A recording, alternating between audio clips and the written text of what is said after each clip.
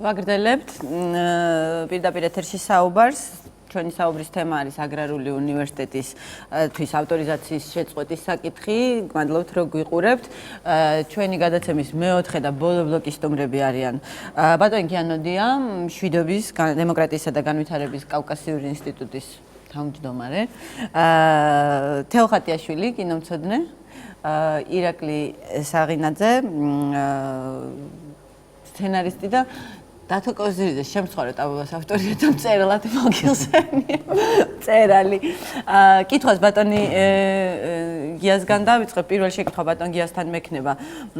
ბატონ გია, როგორ ფიქრობთ, რატომ მოხდა რომ 2010 წელს თუ არ ვთქვი 2010 წელს მოხდა ეს იგივე საბჭომ, იგივე შემადგენლობით ავტორიზაცია გაუგრძელა აგრარულ უნივერსიტეტს იმ მდგომარეობაში, რა მდგომარეობაშიც ის იყო და მე ნანახი მაქვს რა მდგომარეობაში იყო. მე მგონი თქვენც ნანახი გექნებათ, იმიტომ რომ მე მგონი იმ პერიოდში იყავით განათლების მინისტრიც უფრო ადრე და იმავე შემადგენლობამ ამ საბჭოს, როდესაც ეს არის კახა ბენდუქიძის რაღაცა ხელიურევია ამ ყველაფერში და ეს არის სამეთვალყურეო საბჭოს თავმჯდომარე, ჩამოართვა უკვე განახლებულ აგრარულ უნივერსიტეტს. ეს არის აქ რაღაც ძალიან ესეთი ნორმალური, რაციონალური და პროფესიული კვალიფიკაციების მიცემა, რაღაც რაციონალური მსჯელობის საგნად გახდომა საერთოდ ძნელია ასეთი გადაწყვეტილების. ანუ გასაგებია რომ საუბრობთ რაღაც პოლიტიკურ დაკვეთაზე და ზეწოლაზე და ავტორიტარიზმზე და ასე შემდეგ. რა თქმა უნდა ეს არის პოლიტიკური გარემოს შედეგია და პოლიტიკური გარემოს შეცვლა ამის მიზეზი, მაგრამ თუნდაც შეიძლება ავტორიტარული სისტემები მუშაობდნენ ცოტა უფრო რაღაცნაირად რაციონალურად, ხო? აქ მე რაღაც უფრო, რა ვიცი, პრინციპულად სხვა ფორმაცია გვაქვს, რაღაც ზნეობრივი და ინტელექტუალური დეფორმაციის რაღაც ახალი სახე გვაქვს, რომელიც რაღაც ერთმანეთში გადადის. ანუ რაღაც აბსურდის და მარაზმის ახალი ვითარება გვაქვს, როდესაც უნივერსიტეტი ისჯება იმისთვის, რომ ის 2 წელიწადში, გახდა ერთ-ერთი საუკეთესო უნივერსიტეტი, ერთ-ერთი ცუდი უნივერსიტეტი, გახდა ერთ-ერთი საუკეთესო უნივერსიტეტი, ამისათვის დაისაჯა ავტორიზაციის წარსმევით, ანუ ესე ჩამორთმევით, ანუ ყველაზე ეს თქვა სიკვდილით დასჯის, ასე თქვა ანალოგია ეს იმ დარგში, რასაც იმ სფეროში, რასაც გადაწყვეტილებას იღებს ეს საბჭო. რაღაც ესე იგი მე ვფიქრობ რა ენაზე უნდა ესე პოლიტოლოგიის, ახლა აქამდე უფრო ესე იურიდიული ენით საუბრობდნენ, ხო, დისკრეცია ქონდა, შეიძლება ასე მიიღო, შეიძლება ისე მიიღო, რაღაცეთი თქვათ დიპლომატიური ფორმულირებებია, რომ შეიძლება საზოგადოებამ ეს გაიგოს როგორც პოლიტიკური მოტივირებული და ეს არ უნდა დაუშვათ და რაღაც ასეთი, მაგრამ აქ რაღაც მერაბ მამარდაშვილს ქონდა რაღაც ესეთი უფრო ესეთი კაფიო ენა რაღაც, თათ ისე ვერ ვამბობ, ანუ ეს ისეთი ვითარება, როდესაც უსინდისობა გადადის იდიოტიზმში და იდიოტიზმი გადადის უსინდისობაში. ასეთი ვითარებაა. ჩასკრავთ ამერსაკ ზუსტად კარგად ნათქვამი ეს, რომ თქვათ, როდესაც შეიძლება, როდესაც შესაძლებლობა მაქვს, რომ ერთი და იგივე მოვლენა ახსნა შეთქმულებით ან იდიოტიზმით, ყოველთვის უპირატესობას იდიოტიზმს ვანიჭებო და მოგმართავთ ახლა თქვენ იმ ადამიანებს, რომლებიც ესე ვთქვათ, დეტალებში ჩახედულები არ ხართ და არც მოგეთხოვებათ რომ იყოთ ალბათ. ხო არ მოგეთხოვებათ. თქვენთვის უფრო მისაღები ახსნა რომელი არის? ეს არის შეთქმულება კახა ბენდუქიძის წინააღმდეგ თუ უბრალოდ იდიოტიზმი? თეოგისმენთ. არის მე დავშევიკავებდი ერთი და მეორე ტერმინის გამოყენებისგანაც. უბრალოდ ჩემთვის მართლა, რომელიც არანაირად არ ვიცნობ ფაქტიურად ამ უნივერსიტეტს, უბრალოდ მსმენია იმ წინსვლის შესახებ და თქვენ გადაცემაში იყო ფოტოები და თუნდაც ეს შედარება. როგორი იყო 2 წლის წინ და როგორია დღეს, ძალიან ზერელე დასკვნის საშუალებას გვაძლევს, რომ აშკარად უკეთესობისკენ წავიდა, ხო? თუნდაც ის, რომ წლების განმავლობაში მოდით ვაღიაროთ ესეც, რომ სასოფლო-სამეურნეო ინსტიტუტი, რომელიც გადაკეთა მერე აგრარულ უნივერსიტეტად იყო საკმაოდ არაპრესტიჟული და დღეს ის იქცა პრესტიჟულ უნივერსიტეტად. არ ვიცი ეს შეფასებაც უნივერსიტეტთან დაკავშირებით რამდენად კარგია, მაგრამ ნუ მოთხოვნა თუ გაიზარდა მასზე. ხო, და უცებ აი ამ ფაქტს ვაწყდებით, ცხადია გიჩნდება ეჭვი და საფუძვლიანი ალბათ ეჭვი, რომ ეს არის ძალიან სუბიექტური გადაწყვეტილება. კითხვები ჩდება უამრავი ფორმის, მათ შორის ის თუ რატომ მაინც ეხლა და მხოლოდ აგრარული უნივერსიტეტი მოექცა აი ამ ხელახალი ავტორიზაციის გავლის ეს კითხვა დაუსვეს მინისტრს, რომ რა ვქნა იჩივლეს და ვალდებული ვიყავი ესე გასწავლას, თუმცა მე გაირკვა რომ ვალდებული კი არა, უბრალოდ უფლება ჰქონდა, რომ ეს მისი დისკრეცია იყო ისე იქამდე მიღებული. და აი ამასთან დაკავშირებით უკვე მე სულ ბოლო დღების განმავლობაში ძალიან ბევრი ადამიანისგან და ჩემთვის არის ძალიან სასიხარულო ერთი ფაქტი, რომ ეს ადამიანები არიან სრულიად სხვადასხვა პოლიტიკური პოზიციების, სხვა იდეოლოგიების მატარებლები, სხვა პოლიტიკური ჯგუფებისადმი სიმპათიებით გამსჭვალული, მაგრამ რაღაცა ნაწილი უკვე არსებობს, რომლებიც გამოთქვამს პროტესტს, რომ ეს არის არჩევითი სამართლის გატარების მორიგი მცდელობა და ამავე დროს არათანმიმდევრული არგუმენტაციის მომსწრენი ხდებით, იმიტომ რომ თან დასკვნაკეთდება თითქოს იმის მიხედვით, რომ იყო რაღაცა დარღვევები და ასეთი დარღვევა ესეც არ არის დასამალი. დღეს განათლების სისტემა არის ძალიან რთულ მდგომარეობაში, მათ შორის ნებისმიერ უმაღლესი სასწავლებელი დღეს რომ შევიდეს რომ მოხდეს აი ესეთი ავტორიზაციის გატარება, ალბათ მსგავს დარღვევებს შეიძლება უფრო მეტ, შეიძლება უფრო ნაკლებს აღმოაჩენენ ყველგან.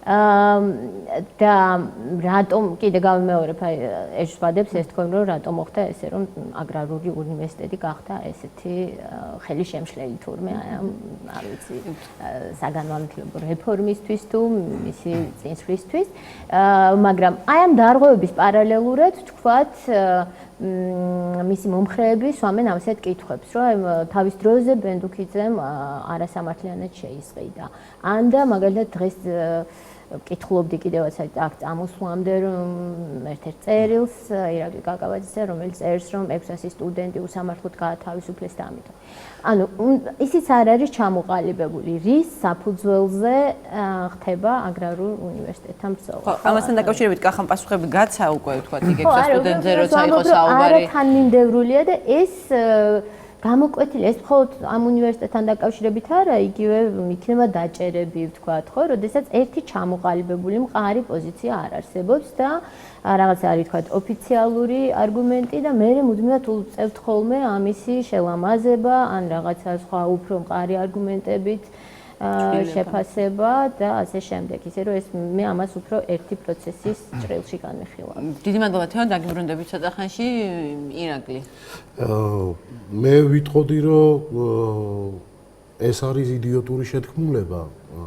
პირდაპირ ანუ არც იდიოტიზმია ცალკე და არც შეთქმულება, იდიოტური შეთქმულება, საიდან მოდის, ასე ვთქვათ, ხასიათი ამ შეთქმულების და საერთოდ შეთქმულება რამ წარმოშვა, ჩემის აზრით აქ ზუსტად პირველ სამ ბლოკში მაგაზე იყო საუბარი და შეიძლება დასკვნების გაკეთება და რომ მეც რო გადავხედე აი სოციალურ სივრცეს, იქ ასე ვთქვათ, ეხლა ძალიან პოპულარული სიტყვა გაправება თავისთავად ამ ავტორიზაციის გაჩერების უпроსორად გაუქმების ასე ვთქვათ ამის მომხრეების მხრიდან ისევ და ისევ რჩება იმ პათოსში ესე ყბადაღებული სამართლიანობის აღდგენის და ასე ვთქვათ ქართველობის წარმთმევი ბუდეების საქართველოში ამოკვეთის პათოსით არის ასე ვთქვათ გამსჭვალული და მინდა გავიხსენო არჩევნების პერიოდი, როდესაც თავისუფალ უნივერსიტეტის სტუდენტები და მათ შორის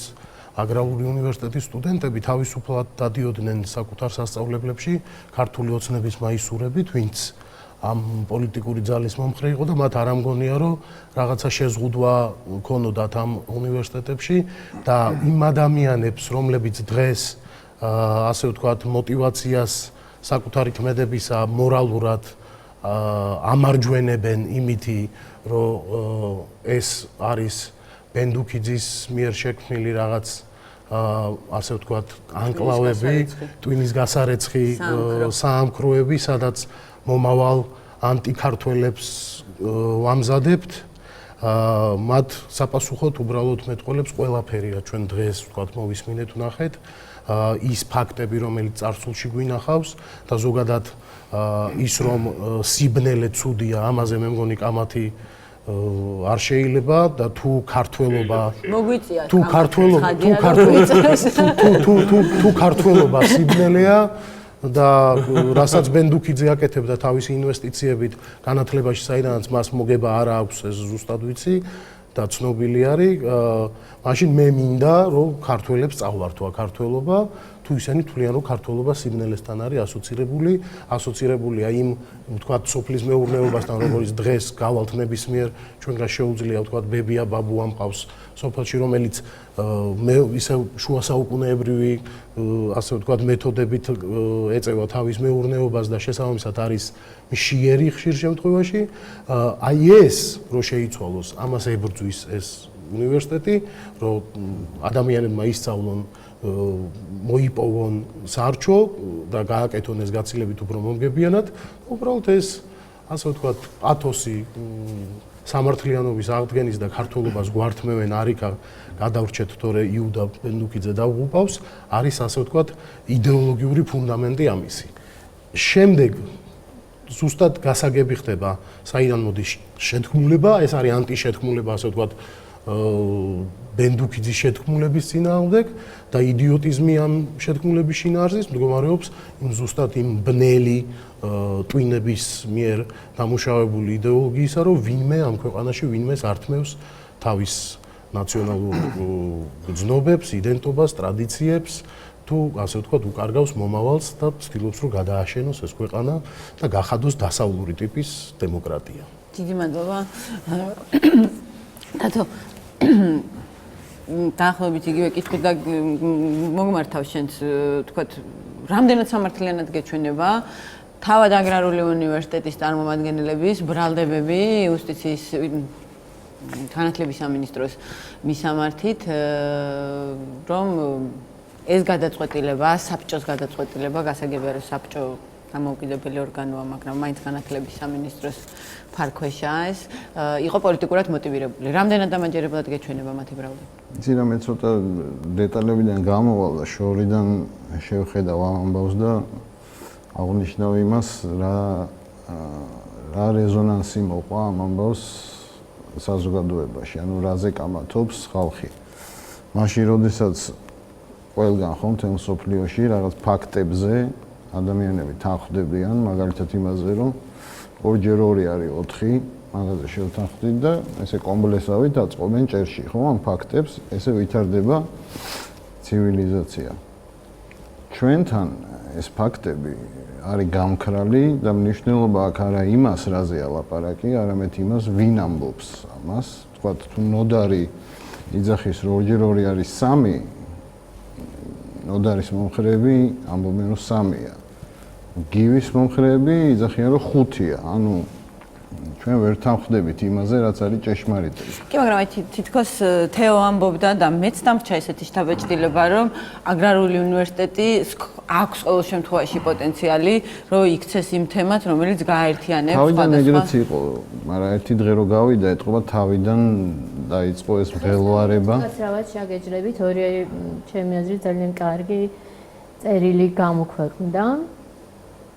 გიორგი ცხადაეს და ლევან ეხმიაშვილის, რომლებიც თავს მემარცხენეებად მიიჩნევენ, ანუ ისინი პოლიტიკურად აბსოლუტურად სხვა პოზიციაზე არიან ვიდრე ბენდუქიძე და ისინი ხშირად აკრიტიკებდნენ მას, მაგრამ ამ შემთხვევაში ისინი იჭერენ აბსოლუტურად ესეთ პოზიციას. ანუ ამ შემთხვევაში ეს არის მართლა პოზიტიური ჩემთვის, რაც შეიძლება მთელი ამ ამბიდან იყოს პოზიტიური. ხო და ნუ ფაქტი რა არის ამ შემთხვევაში, ხო? 2000 სტუდენტს ორგანომ განათლების სამინისტრომ, რომლის მოვალეობაცაა, რომ ადამიანებს მიცეს განათლება, ამ ადამიანებს შეუწყვიტა განათლების მიღების საშუალება. ანუ ეს არის ფაქტი. ფაქტია, რომ ეს ცუდია. ანუ რა ჯობია, რომ 2000-მა სტუდენტმა იაროს კარგ უნივერსიტეტში და მიიღოს განათლება იმ სფეროში, რომელსაც მთავრობა ასახელებს პრიორიტეტულად, ან მეორე ვარიანტია, რომ ეს 2000 ადამიანი დადგეს, მიეყუდოს ჭადრებს და იყუროს ცაში, ხო? ეს ცუდია, ეს კარგია. ამაზეც ვერ თანხვდებით, ეს ცუდია, ეს ვარიანტი თუ კაია. ანუ არ ვიცი. ანდარიდან ზესუმზე რა ახლოს არის თემასთან ზოგადად რამდენად სამართლიანი და კონსტიტუციური გონიათ ავტორიზაციის პროცედურა? აქ საუბარი არ არის აკრედიტაციაზე, საუბარი არის ავტორიზაციაზე. ხომ არ გონიათ რომ ეს ზედმეტი ჩაი, რადგან მემარჯვენე და მემარცხენე. ეს უკვე ეს მართლაც ისეთ განაცხადება. არა, იდეოლოგიური მასში შესვლას არ ვაპირებ, უბრალოდ მაინტერესებს. ახლა რა თქმა უნდა, შეიძლება მივანდოთ განათლების ხარისხი, ასე ვთქვათ, ბაზარს და მოთხოვნას და ასე შემდეგ, მაგრამ ყოველ შემთხვევაში უმრავლეს ქვეყანაში არსებობს ეს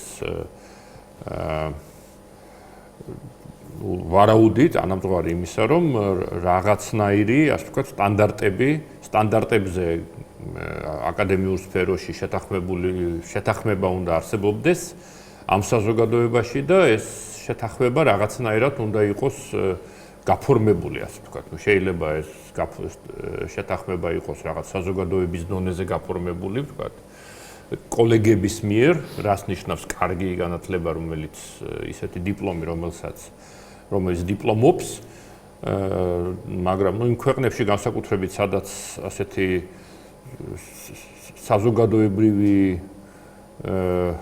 კონსენსუსი ძნელად ჩნდება, მათ შორის ამას ბატონ დათო მილაპარაკა, რომ რა არის კარგი და რა არის ცუდი, საზოგადოება თვითონ ვერ თანხმდება, თვითონ საზოგადოებას უჩნდება იმის მოთხოვნილება, რომ ვიღაცამ ეს გადაწყვეტოს და არსებობდეს სახელმწიფო, რომელიც რაღაც საერთაშორისო სტანდარტებს ბოლონია უნდა ახსენო, რაღაცები უნდა ახსენო და შეიძლება დაიჯერონ, რომ აი რაღაც სტანდარტები არსებობს. თუმცა რა თქმა უნდა, მე როგორც ამ შემთხვევაში ყოფილი მინისტრი, შემიძლია ვთქვა, რომ ძალიან რთულია მართლა სამინისტროსთვის, რომ ასეთი სტანდარტები, შინაარსობრივი სტანდარტები პრაქტიკულად შეუძლებელია, რომ სამინისტრომ გადაწყვეტოს, რომ სადღაც კარგად ასწავლიან სამართალს ან აგრარულ მეცნიერებებს ვთქვათ და აი შეიძლება მართლაც ასეთ დეტალებზე გადადის, ამიტომ ეს პროცესი, აი არის თუ არა საკმარისი წიგნი ბიბლიოთეკაში, არის თუ არა სილაბუსები თავის ადგილას, არის თუ არა საკმარისი კომპიუტერი და ასე შემდეგ. მაგრამ ეს არის რაღაც მინიმალური მოთხოვნები, მაგრამ აქ უბრალოდ ეს ჩემი თავისთავად საინტერესოა, შეიძლება ცალკე გადაცემა მიეწყმას ამას, მაგრამ აქ ჩვენ მე მაინც ასე ვთქვათ, იმავე ჩვენებას ესე მივაწვევი, რომ აბსურდის ის დონეა ამ გადაწყვეტილებაში, რომელიც გადის აი ამ მემარცხენე, რაღაცა ასეთი მაღალი მატერიების მიღმა ეს. ალბათ ამიტომაც ხდება ის, რაც ხდება, რომ აი გელნი და კრავნი თუ როგორ იყო ერთად. რა თქმა უნდა, ხო, აქ რა თქმა მემარჯვენეობა და მემარცხენეობა, ფაქტია, რომ კარგია თუ ცუდი ეს ავტორიზაციის საბჭო, რაღაც ადამიანური საღი აზრის ფარგლებში უნდა იღებდეს გადაწყვეტილებას და აშკარაა, რომ ეს ელემენტარული საღი აზრის ფარგლებს გარეთ არის ეს გადაწყვეტილება გასული და ამ შემთხვევაში ამის თმაც მინდოდა ცოტა ხნის წინ გამომჭირვალობის წარმომადგენელმა საერთაშორისო მითხრა, რომ საბჭო და კანონი არ ცნობს საღი აზრის ტესტსა და არა, ეს კანონი შეიძლება არ ცნობდეს, ეს მათი საქმეა, იურისტების საქმეა, მე არა ვარ იურისტი და მე ასე ვთქვათ ძალიან პატივს ვცემ საღას, მაგრამ მე მგონი აქ ერთი რამის თქმაც მინდოდა, რომ აქ ხშირად ვამბობთ იმას, რომ აი რაღაც თითქოს ეს წინააღმდეგობაა, რომ აი უნივერსიტეტი გაუმჯობესდა, მაგრამ მიუხედავად ამისა, მას არ მისცეს აკრედიტაცია, ხო? წაართვეს უბრალოდ ჩამოართვეს აკრედიტაცია. მე მგონი აქ უფრო სწორი იქნება ახსნა იმისა, რომ აი რომ გაუმჯობესდა, ამიტომაც წაართვეს აკრედიტაცია. ანუ რაღაც ბოღმა არის იმის გამო, რომ რატომ არის კარგი. არა, შეთქმულება სწორედ არ არის, იმიტომ შეთქმულება ეს არის რაციონალური გააზრება. აქ არის უბრალოდ გაბრაზება, ირაციონალური ბოღმა, გაბრაზება, რომ რატომ არის საქმე უკეთესად. ეს ხო იმიტომ რომ ფაქტიკულად ეს ხო არის რაღაც ჩივილი ეს დაიწყო, სხვა შორის ეს ისევ რომ გავიხსენო მინისტრის გამოცდილება, საჩივარი ძალიან ბევრი შემოდიოდა ასე ვთქვათ, სამინისტროში, სკოლებიდანაც თუ უმაღლეს სასწავლებელიდანაც, ყოველთვის არის ვიღაცა უკმაყოფილო და საჭიროებით შემოდის. არსებობს და კოძნელი იყო რომ ამ ნიაღვარს გამკლავებოდი, მაგრამ ახლა ამისათვის რაღაც ავტორიზაციის კომისიის შეშვება საგანგებოდ ეს საკმაოდ მინისტრობის დროს შეჩერებია არასწორი სიტყვა, როგორც დავადასტურეთ უკვე გაუქმებია. არ მახსოვს ნამდვილად იყო რაღაც შემთხვევები, როდესაც არ მიუცია ამ კომისიას მაშინ სხვა ავტორიზაცია არ ერქვა, მაგრამ შინაარსობრივად მსგავსი რაღაც, ის იყო ნებართვა ფაქტობრივად აღიარება უნივერსიტეტის სამინისტროს მხრიდან, რომ მათ შეუძლიათ სასწავლო პროცესი კონდეთ და მათ დიპლომებს სახელმწიფო ცნობს. თქვენც გაქვთ შეხება, მე მგონი სტუდენტებთან კითხულობთ თეატრალურში, ხო? აი ხა ამ ლოგიკით აკას თუ გავყვებით, მაშინ რა შეიძლება თეატრალურს მოვიდეს თუ აგრარულს ჩამოართვეს ავტორიზაცია თუ თქვენთანაც შემოვიდა. იმისი ევაკუაციის გეგმები გამოგაკრა. არის მართალი. მონაციტაბაზებში ხო სახელი და გვარი. საფათო შეკითხვაა. არის. ნუ მე შეიძლება მაგიტომაც თქვი რომ ძალიან ბევრი პრობლემაა დღეს განათლების სისტემაში და ყველა უმაღლესი სასწავლებელი საკმაოდ რთული პრობლემების წინაშეა, მათ შორის თეატრის და კინოს უნივერსიტეტი. ჩვენ მე მგონი გავიარეთ სულ ეხა ხანს ავტორიზაცია და არ ვიცი ალბათ შემიძლია უფრო მშვიდად ვიყოთ, თუმცა აი რაზეც ბატონი საუბრობდა, როცა არ არის ქვეყანაში ლოგიკა და რაღაცა რაციონალური აზრი, მაშინ ალბათ ძნელია ესე დაბეჭითებით თქვა. მით უმეტეს აი არათანმიმდევრულობაზე ვსაუბრობდი წეგან და ეხლა უცებ გამახსენდა, როდესაც იგივე განათლების სამინისტრო არა იყო ხო პარლამენტში განიხილეს მარცხადიეს განათლების სამინისტროს ეხება ისევ და ისევ საკითხი, როდესაც ესე ანდობდნენ ყოველგვარი კონტროლის გარეშე, მაგალითად საპატრიარქოს რომ მას გაეცა დოქტორის წოდება, ანუ იქ ფაქტობრივად უმაღლეს განათლების შესატანად, ხო? და ესე აძლევდნენ ფაქტობრივად სრულ უფლებებს ადამიანებს, რომელთა კომპეტენციაში, უმაღლეს განათლების კომპეტენციაში შეიძლება ეჭვი შემეპაროს და ამ დროს აი ესეთ რაღაცა მართლაც უსუსურ დეტალებზე ხდება ჩაკირკიტება, ასე ვთქვათ და 2000 სტუდენტი ფაქტობრივად შეიძლება ჰაერში იყოს გამოკიდული. აი ესეც არის ისევ და ისევ ამ არათანმიმდევრული პოლიტიკის გამოვლინება ჩემთვის და მე მგონია რომ ახალმა ხელისუფლებამ ეს უნდა გაითვალისწინოს, იმიტომ რომ საბოლოო ჯამში ეს მიგვიყვანს ძალიან კატასტროფულ შედეგებამდე. ყველაფრის თავი და თავი და ყველა პრობლემის თავი და თავი მე მგონია რომ ისევ და ისევ განათლებაშია და თუ ეს სფერო არ გამოკეთება და ის რაც რაღაცა პროგრესს განიცდის იმ კერას გადავუჭრით სასიცოცხლო არტერიებს, ასე ვთქვათ, ხო? იმიტომ რომ პროგრესი განიცდის. ხო, ეს ძალიან ცუდი იქნება ჩვენ ყველასთვის. ხელისუფლებისთვის პირველად. თქვენი პროგნოზი და უნდა დავამთავრო გადაცემა, თორე პროგნოზი მარტივია, მე მგონი დღეს უკვე რაღაც იგრძნობოდა, ასე ვთქვათ, ცოტათი ესე შევატყვე უკან დახევას ვერ ვიტყვი. სიტუაციიდან გამოძრომის გზების ძიება. ანუ ჩვენგან ვიღაც იმ ადამიანებისგან, რომლებიც კრიტიკულად განეწყვნენ იმ მოვლენის მიმართ, რაც მოხდა, თითქოს ჩვენგანვე ელოდებიან რაღაცა საშველს, ხავს, რომელსაც მოეჭიდებიან და უკან გაძვრებიან ამ სიტუაციიდან რა. მე ვფიქრობ, რომ უნივერსიტეტი განაგრძობს თავის მოღვაწეობას. ეს ბრძოლა მაინც ჯობია, რომ პოლიტიკური ბრძოლა თუ არის ჩაეტიოს პოლიტიკის ფარგლებში. ეს ბრძოლა პოლიტიკური გაგრძელდება, გარკვეული ზეწოლებით გაგრძელდება, გარკვეული ირაციონალურ მოვლენებს არაერთხელ გადავაწყდებით, მაგრამ ეს კონკრეტული შემთხვევა მე მგონი მაინც დასრულდება იმით, რომ სტუდენტები შეძლებენ გააგრძელონ ცოდნის მიღება და აგრარულს ექნება ავტორიზაცია, ამისი უფლება. მე ვფიქრობ, რომ რაღაცა იურიდიული გზა მოძებნილი იქნება იმისათვის, რომ დაუბრუნდეთ, ასე ვთქვათ, საწყის მდგომარეობას და იქიდან დაიწყოს ისევ და ისევ. როგორც კახამ თქვა, ერთადერთი გზა ამისი არის ის, რომ თვითონ საბჭომ გააუქმოს ბათილაცნოს მის მიერვე მიღებული აქტი. რამდენადაც ირაციონალურია ეს საბჭო, იმდენად მოსალოდნელია, მაგრამ კიდევ ერთი ირაციონალური ნაბიჯი და ამის გაუქმება. იმიტომ რომ რაციონალური მაშინ თუ ვერ იღებ რაციონალურ განაცხადებებს, შეიძლება ეგეთი განაცხადებებიც მიიღო, რომ ძალიან დიდი მადლობა. სამწუხაროდ ჩვენი დრო ამოიწურა. 16 სტუმარი გვყავდა დღეს ეთერში, 4 ნაწილისგან შედგებოდა. ეს არის ერთჯერადი აქცია. ჩვენ დაგიბრუნდებით მალე, მას შემდეგ რაც მოვაწესრიგებთ ამ სივრცეს და იმედია რომ ბევრი ესეთი საღამო გვექნება. დიდი მადლობა რომ გვიყურეთ. კარგად ბრძანდებოდეთ.